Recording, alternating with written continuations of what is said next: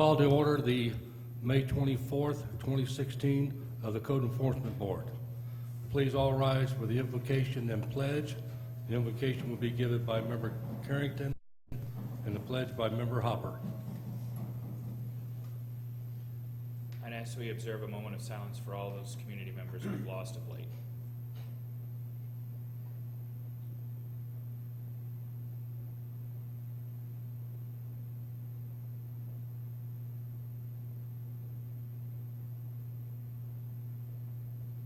Amen.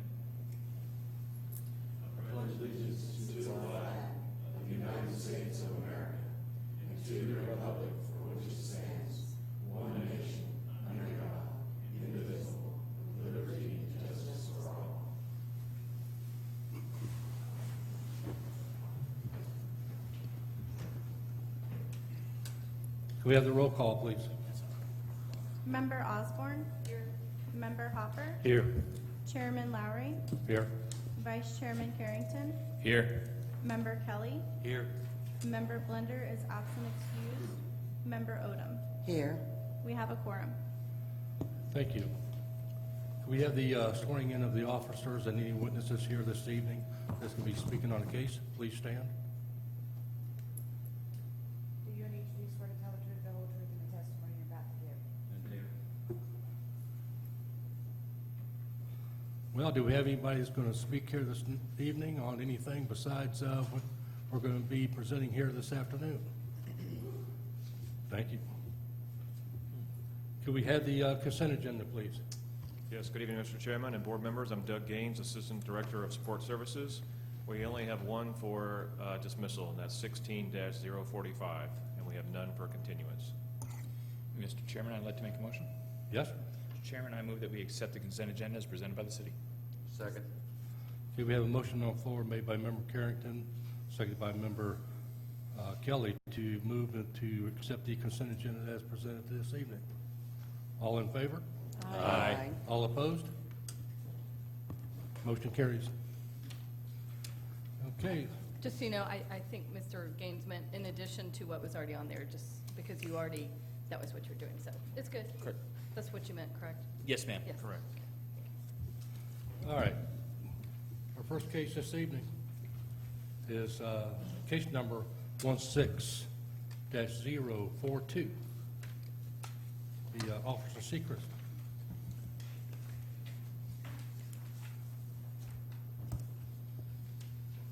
Bob Seegers, Code Enforcement Officer, City of Ocoee. Reference, City of Ocoee, case 16-042.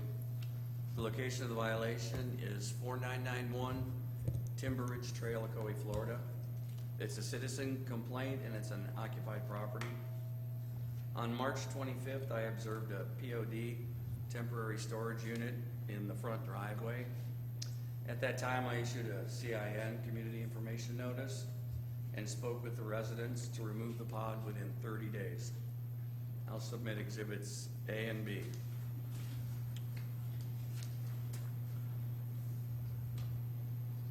That's the pod directly in front of the vehicle, and which was incorrectly parked, which I had it moved. And then there's also a shed without a permit, was addressed later.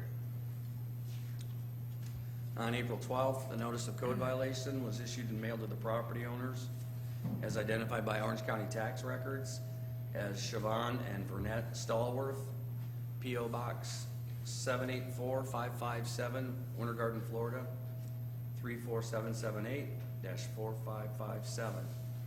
The notice was for violation of code numbers LDC 6-4F sub 6 and H sub 6 sub C, and allowed the property owners until April 25th to correct the violation and comply with the code. LDC 6-4 reads off-street parking standards in residential districts.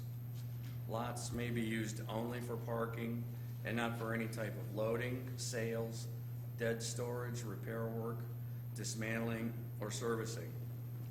H states off-street parking requirements. Containers or trailers of any kind or type shall not be parked or stored in any residentially zoned property for more than 1 month unless completely enclosed in a building or carport. And there's B. On April 26, I re-inspected the property and observed non-compliance. On April 28, a statement of violations, notice of hearing, and proof of service were sent certified and regular mail to the property owner by the board clerk. On May 13, the property was posted, and a second posting was placed inside the lobby at City Hall with 24-hour public access. On May 23rd, yesterday, the property was re-inspected and observed to be in compliance.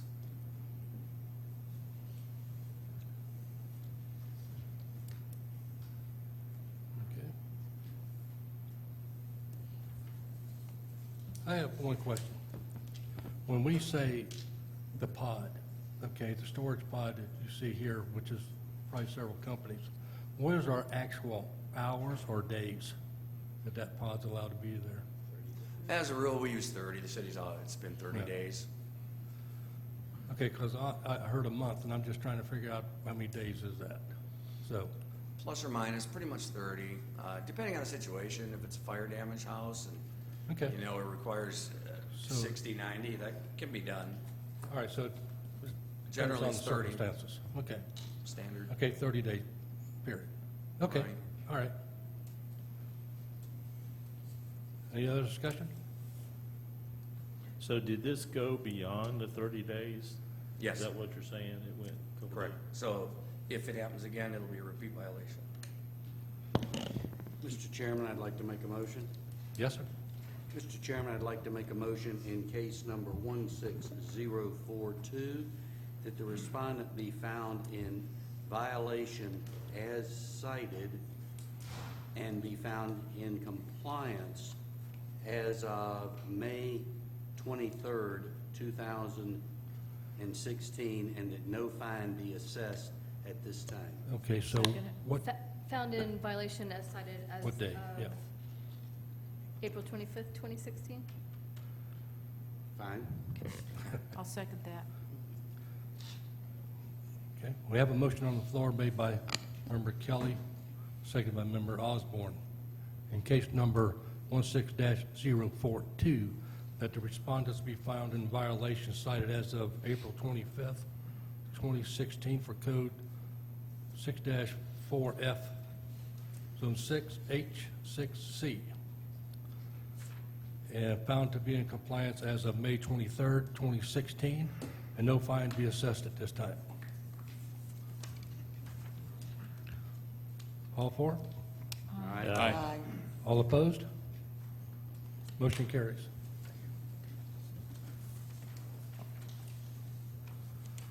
Case number 16-044, Officer Loeffler.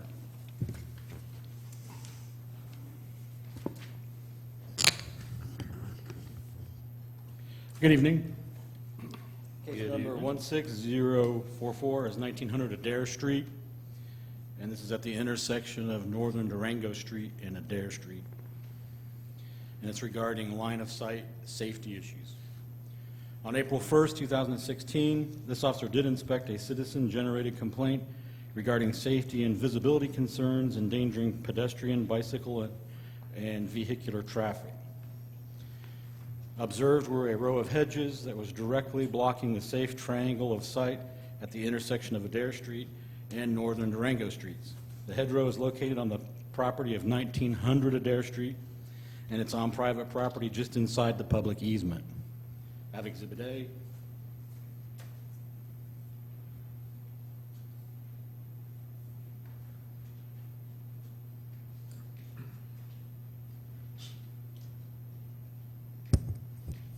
This being Northern Durango Street, that's Adair Street.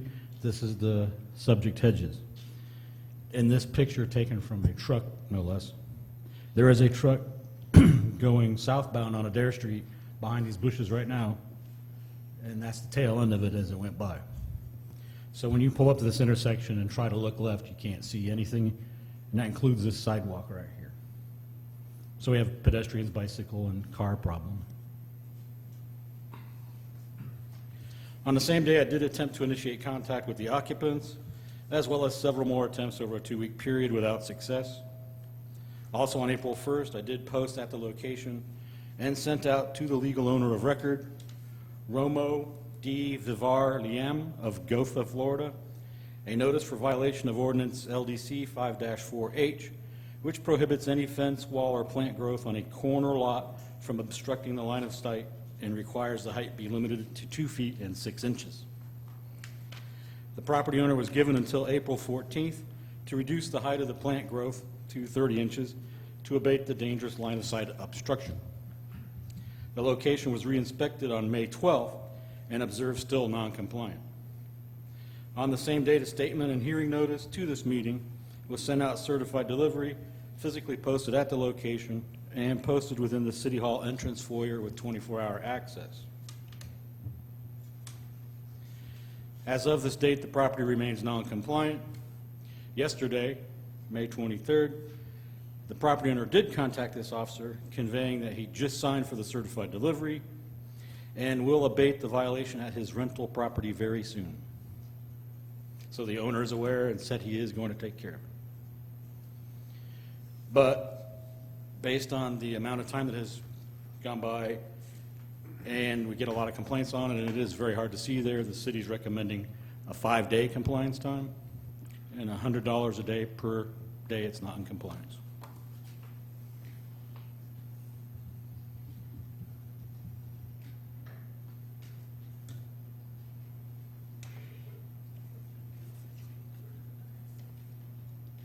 What's the pleasure of the board? Or any questions?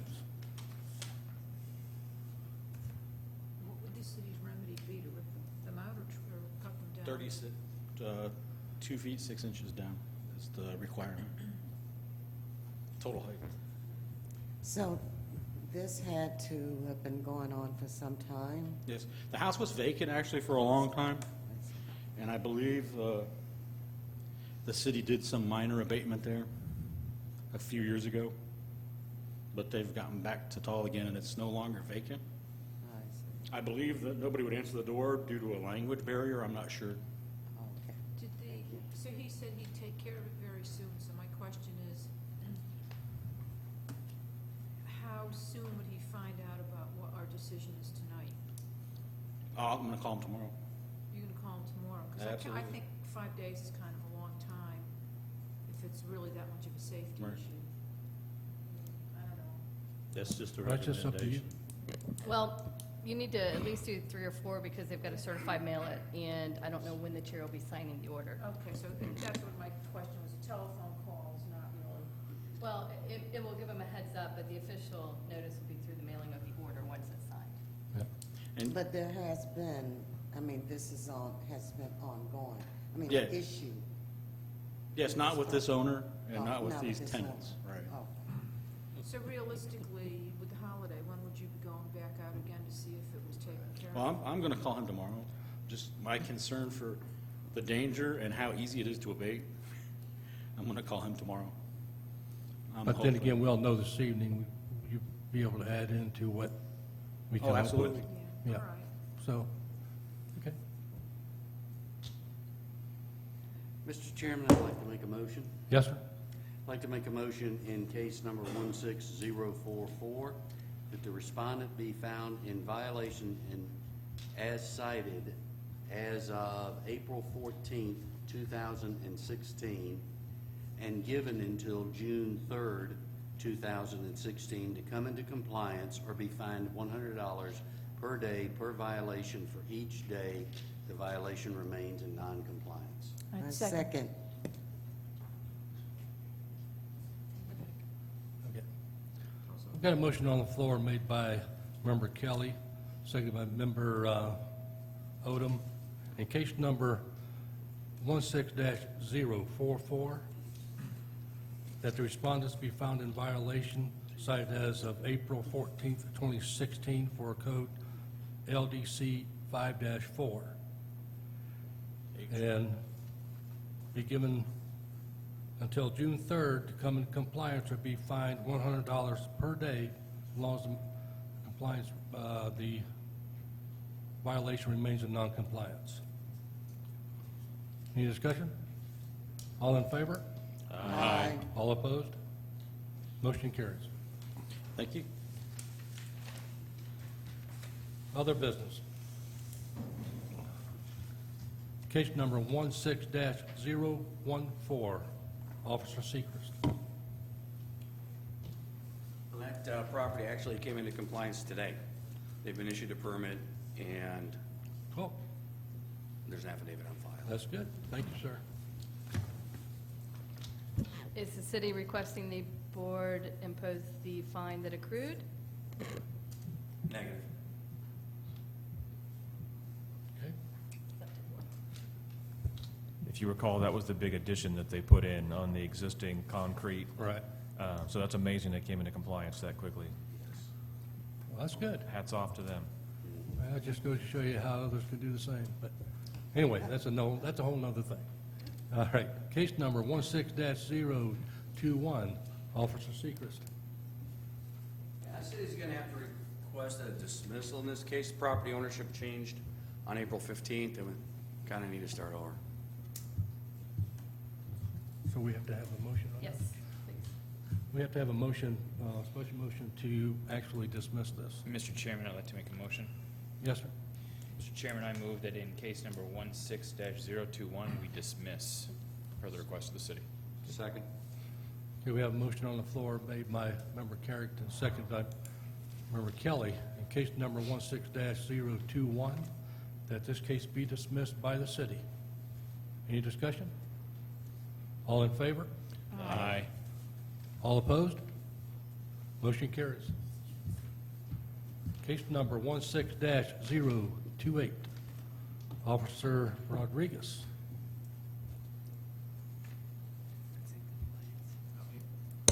That is in compliance. Oh, okay. All right. Thank you. Cool. That's the end of our agenda. Pretty quick this evening. Now for comments. Madam Clerk. No comment. Okay. Member Odom? No comments. Member Kelly? As always, guys, thanks for a great job. It looks better every month. This is getting unbelievable. Thank you. Vice Chair Carrigan? No comment. Our attorney. I would second Mr. Kelly, and have a good month. Mr. Hopper? Yeah, I'd just like to remember Junior Crawford, one of the local businessmen here. He's been around here for a long time, passed away. And just thought to go out to his family. They own Crawford Tire right down the road here, so just want to remember them as we go through this month. That's all. That- Had birthday to my wife, too. Member Osborne? Yeah, I have a question, I think for Mr. Gaines maybe could answer. I had a couple neighbors in my neighborhood approach me about a car parking situation, and several months ago, and I called about it, and I was told by the person that answered the phone, oh yeah, other people had called about it, and it would get Elizabeth. looked into. I have a hard time hearing. Okay, sorry. So I never saw the case come up, and I never saw any change in the home, so I called again the other day to find out what was going on, and I was told that a different interpretation of the code of where you can park. And so I'm somewhat confused, and I'm wondering if you can clarify what that actually is for me. I can do that off record here. It's probably not the time. Okay. It's just that I would stress that we have. We are hitting the car park situation very hard right now. Came from above. So including your neighborhood, we're hitting it hard.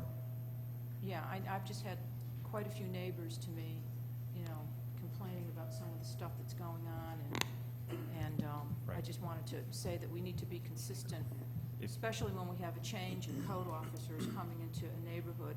It has to be consistent from one Well, to she's the been in other. there, yeah, we are, Okay. yes. Thank you. She's been following up on everything you've given us.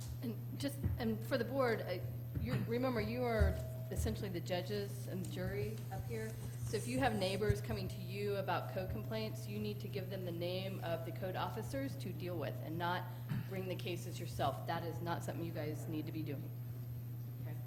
So you just say, thank you, I agree, here's, Mr. Gaines's number, or Bob, or, Or just call the city. yeah, just have to do that. And that way you're out of it and you don't need to be in it.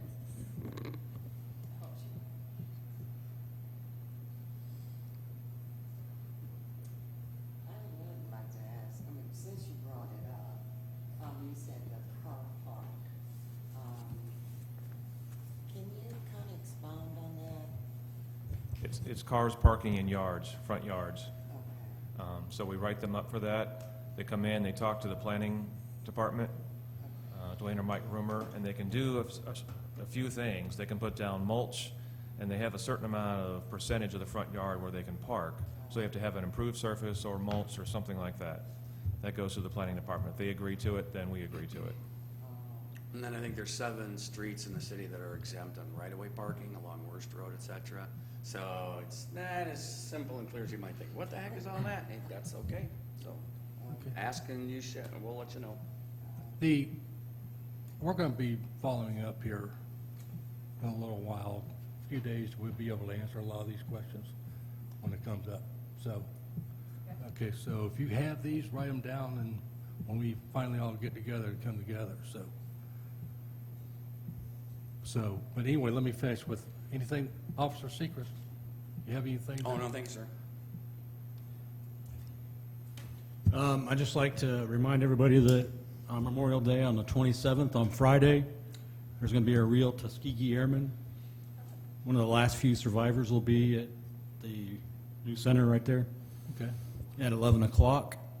And he'll be speaking, and there's going to be artifacts. And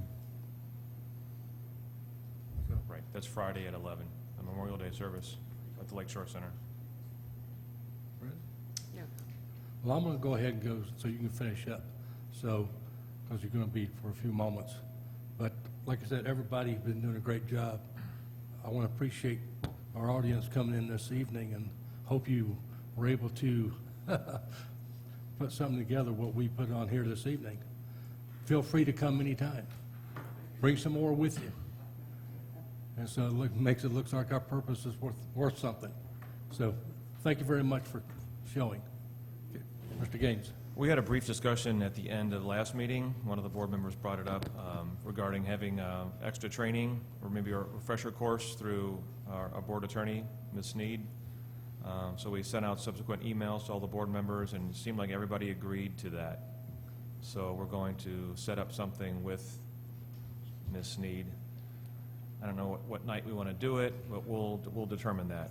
Because I think it'd be better in the evening time, because I think Yes. she made a comment that she couldn't, that'd be Yes, we best. would definitely make Yes. it an evening So a where everybody. workshop sometime. Right. A workshop, right. Right. Right, and yeah, that's what he was referring to.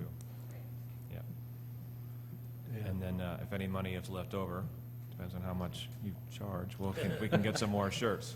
Well, we can talk a lot about that when that occurs. Yeah, well, Yes. we can hopefully find a date that's good before the next Right. meeting, but if you guys get everything in compliance and you have no cases, we can certainly do it next meeting in lieu of a meeting. Right. Just see what you've got there too, because that's one night you know everybody's schedules are. And the board clerk can arrange that? If anything, we could maybe meet prior to the meeting. We can do like an early, I'm not sure how Well, long. some of them are pushing it right now to get here at this time. Yeah. And so, I'll send Yeah. Doug the nights I have night meetings. Okay. So that you know that's bad, but other than that, if everybody else is open at one night and I don't have another night meeting, then that's great. All right. Okay. I mean, I'm open to a Saturday morning, 9 o'clock or something, it doesn't matter. yeah.